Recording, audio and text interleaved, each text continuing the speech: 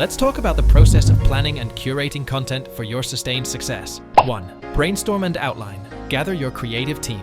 Brainstorm and outline potential blog topics. Use your team's diverse perspectives for a wealth of ideas. 2. Content pillars and categories. Organize your content into pillars and categories. This not only structures your blog, but also makes it easy for readers to find what interests them.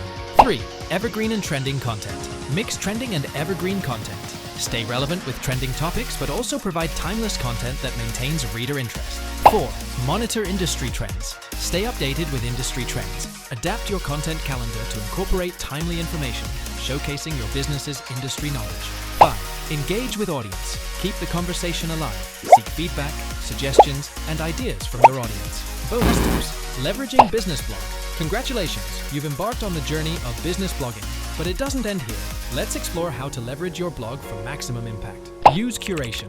Collaborate with experts for guest posts, curate relevant industry news, and provide a unique analysis. Diversify voices on your blog for a richer experience. Don't forget to like, share, and subscribe for more insights.